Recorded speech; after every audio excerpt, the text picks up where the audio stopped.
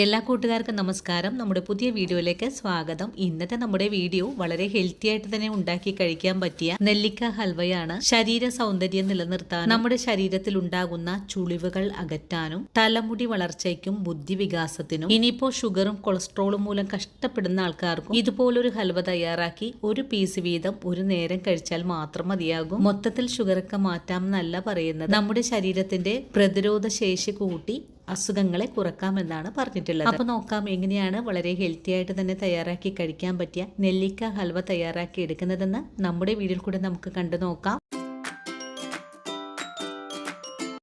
ഇനി നമുക്ക് നെല്ലിക്ക ഹൽവ തയ്യാറാക്കാൻ തുടങ്ങാം. ഇതിനായിട്ട് 1 കിലോ നെല്ലിക്ക കഴുകി വൃത്തിയാക്കി വെള്ളമെല്ലാം കളഞ്ഞു വെച്ചിരിക്കുവാണ്. ഇനി നമുക്ക് ഈ നെല്ലിക്ക ഒന്ന് വേവിച്ചെടുക്കാം. ഇനി ഒരു ആവിപ്പാത്രം അടുപ്പിലേക്ക് വെച്ചു കൊടുക്കാം. ഈ പാത്രത്തിലേക്ക് കഴുകി വൃത്തിയാക്കി വെള്ളമെല്ലാം കളഞ്ഞു വെച്ചിരിക്കുന്ന നെല്ലിക്ക ചേർക്കാം. നെല്ലിക്ക എടുക്കുമ്പോൾ നല്ല ഫ്രഷ് ആയിട്ടുള്ള നെല്ലിക്ക വേണം എടുക്കാനായിട്ട്. അപ്പോഴാണ് ഇതിൻ്റെ ആ ഒരു കറക്റ്റ് ആയിട്ടുള്ള ടേസ്റ്റ് നമുക്ക് കിട്ടുന്നതും. ആവിപ്പാത്രം മൂടി വെച്ച് നമുക്കൊന്ന് വേവിച്ചെടുക്കാം. നെല്ലിക്ക വെന്ത് വരുന്ന സമയം കൊണ്ട് 1 കിലോ അളവിൽ കരിപ്പെട്ടി നമുക്കൊന്ന് ഉരുക്കിയെടുക്കണം. നമ്മൾ ഇന്ന് എടുത്തിട്ടുള്ളത് 1 കിലോ നെല്ലിക്കയാണെങ്കിൽ 1 കിലോ കരിപ്പെട്ടി തന്നെ നമുക്ക് ആവശ്യമായിട്ടുണ്ട്. ഇനി നിങ്ങൾക്ക് ഇതിലേക്ക് മധുരത്തിനായിട്ട് ഈത്തപ്പഴമാണ് ചേർക്കേണ്ടതെങ്കിൽ 1 കിലോ അളവിൽ തന്നെ എടുക്കേണ്ടതുണ്ട്. അപ്പോൾ ഇനി നമുക്കൊരു ഗ്ലാസ് വെള്ളത്തിൽ ഇതൊന്ന് ഉരുക്കിയും കൂടി എടുക്കണം. അങ്ങനെ നമ്മുടെ നെല്ലിക്ക ഇപ്പോൾ നമുക്കൊന്ന് തുറന്ന് നോക്കാം. നല്ല പോലെ തന്നെ ആവിയെല്ലാം കയറി തന്നെ വെന്ത് വന്നിട്ടുണ്ട്. ഇനി ഞാൻ ഫ്ലെയിം ഓഫ് ചെയ്ത് കൊടുക്കുവാണ്. അങ്ങനെ നമ്മുടെ നെല്ലിക്ക ഞാനിവിടെ കുരുവെല്ലാം കളഞ്ഞ് ഇതുപോലെ ഒന്ന് കഷ്ണങ്ങളാക്കി വെച്ചിരിക്കുവാണ്. ഇനി നമുക്കിതൊരു മിക്സിയുടെ ജാറിലേക്ക് മാറ്റിയിട്ട് നല്ലപോലെ ഒന്ന് അരച്ചെടുത്തിട്ട് വരാം. ഞാൻ ഇതുപോലെ ഒന്ന് അരച്ചെടുത്തിട്ടുണ്ട്. അതിനുശേഷം ഒരു പാൻ അടുപ്പിലേക്ക് വെച്ചു കൊടുക്കാം. പാൻ ഇപ്പോൾ ചൂടായി വന്നിട്ടുണ്ട്. നമുക്കിതിലേക്ക് കുറച്ച് നെയ്യ് ഒഴിച്ചു കൊടുക്കാം. ഒരു 2 സ്പൂൺ നെയ്യ് ഒഴിച്ചു കൊടുക്കുന്നുണ്ട്. ഇനി നമ്മൾ അരച്ചെടുത്തിട്ടുള്ള നെല്ലിക്ക പേസ്റ്റ് ഇതിലേക്ക് ചേർക്കാം. അങ്ങനെ രണ്ടാമതും നെല്ലിക്ക അരച്ചെടുത്തിട്ടുണ്ട്. അതും ഇതിലേക്ക് തന്നെ ഒഴിച്ചു കൊടുക്കാം. ഈ ഒരു നെയ്യിലിട്ട് കൊടുത്ത് ഇതുപോലെ ഒന്ന് ഇളക്കി യോജിപ്പിച്ചു കൊടുക്കാം. ഇപ്പോൾ നെല്ലിക്ക ഒന്ന് നല്ലോണം തന്നെ തിളച്ച് തുടങ്ങിയിട്ടുണ്ട്. ഇനി നമുക്കിതിലേക്ക് ചക്കരപ്പാനി ചേർക്കാം. ഞാനിവിടെ ആദ്യമേ 500 ഗ്രാം അളവിലാണ് ചക്കരപ്പാനി ഒഴിച്ചു കൊടുക്കുന്നത്. മധുരം നോക്കിയിട്ട് വേണം നമുക്ക് ബാക്കിയുള്ളത് കൂടെ ഒഴിച്ചു കൊടുക്കാനായിട്ട്. നല്ലോണം ഇളക്കി കൊടുക്കാം. ഇളക്കി യോജിപ്പിച്ചതിന് ശേഷം നമുക്കിതിൻ്റെ മധുരം നോക്കാവുന്നതാണ്. നിങ്ങൾക്ക് കുറഞ്ഞ അളവിലാണ് മധുരം ചേർക്കേണ്ടതെങ്കിൽ ഈ ഒരു മധുരം തന്നെ ആവശ്യമായിട്ട് വരും. കുഞ്ഞുങ്ങൾക്കൊക്കെ കൊടുക്കാനാണെങ്കിൽ കുറച്ചുകൂടെ മധുരത്തിൽ കൊടുക്കുമ്പോഴാണ് അവർ കഴിക്കുന്നത്. അപ്പോൾ നമുക്ക് കുറച്ചും കൂടെ മധുരം ചേർക്കേണ്ടതായും വരും. നല്ല പോലെ മധുരം ആവശ്യമായിട്ടുണ്ട്. അപ്പോൾ അതുകൊണ്ട് ഞാൻ ബാക്കിയുള്ള 1 കിലോ ചക്കരപ്പാനിയും ഇതിലേക്ക് ഒഴിച്ചു കൊടുത്തിട്ടുണ്ട്.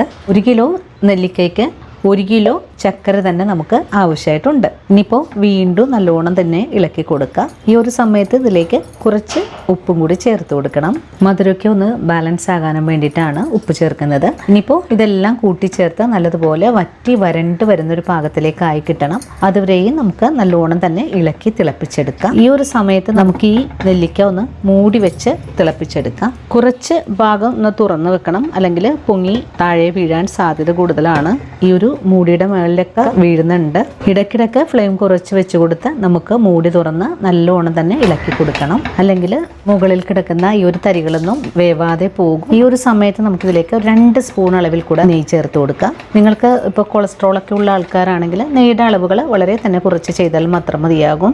2 സ്പൂൺ നെയ്യും കൂടെ ഒഴിച്ചു കൊടുക്കാം. നെയ്യും കൂടി ചേർത്ത് വീണ്ടും നല്ലോണം തന്നെ ഇളക്കി കൊടുക്കാം. അതിനുശേഷം വീണ്ടും ഫുൾ ഫ്ലെയിം വെച്ച് കൊടുക്കാം. തിളച്ച് പോവാതിരിക്കാനായിട്ട് ഇതുപോലെ ഒന്ന് തുറന്നു വെച്ച് തന്നെ നമുക്കൊന്ന് മൂടി വെച്ച് കൊടുക്കാം. നമ്മളിതുപോലെ മൂടി വെച്ച് കൊടുക്കുന്നത് നമ്മളിതിലേക്ക് ഒഴിച്ചു കൊടുത്തിട്ടുള്ള ഈ ഒരു നെയ്യെല്ലാം ഇങ്ങനെ തുള്ളി തിളച്ച് വരുമ്പോഴേക്കും അടിച്ചു പുറത്തേക്ക് പോകാനൊക്കെ സാധ്യത കൂടുതലാണ്. അപ്പം അതുകൊണ്ടാണ് ഞാൻ ഇതുപോലെ ഒന്ന് മൂടി വെച്ച് കൊടുത്തിട്ടുള്ളത്. അതുപോലെ ഇടയ്ക്കിടയ്ക്ക് ഇളക്കി കൊടുക്കുന്ന സമയത്ത് മൂടി ഇതുപോലെ കുറച്ച് തുറന്നു വെച്ചിട്ട് വേണം ഇളക്കാനായിട്ട്. ഇല്ലെങ്കിൽ നെല്ലിക്കയിലുള്ള വെള്ളമെല്ലാം നമ്മുടെ കയ്യിലേക്ക് വീണ് നല്ല പോലെ കൈ പൊള്ളാൻ സാധ്യത കൂടുതലാണ്.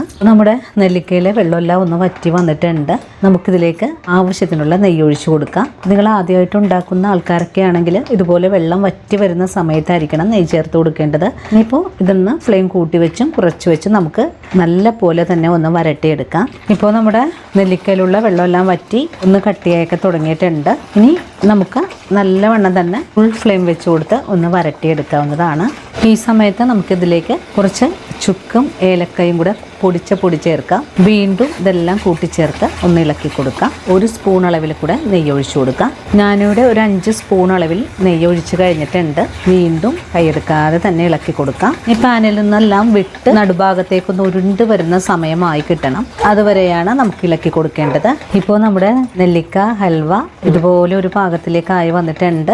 ഈ സമയത്ത് നമുക്കിതിലേക്ക് ഒരു പകുതി നാരങ്ങ ഒന്ന് പിഴിഞ്ഞൊഴിച്ചു കൊടുക്കാം. നാരങ്ങ നീരും കൂടെ ചേർത്ത് ഒന്നും കൂടെ ഇളക്കി കൊടുക്കാം. ഈ ഒരു സമയത്ത് ഞാനിതുപോലെ ഒരു കേക്ക് ടിന്നിൽ ബട്ടർ പേപ്പറൊക്കെ ഒന്ന് കട്ട് ചെയ്ത് വെച്ചിട്ടുണ്ട്.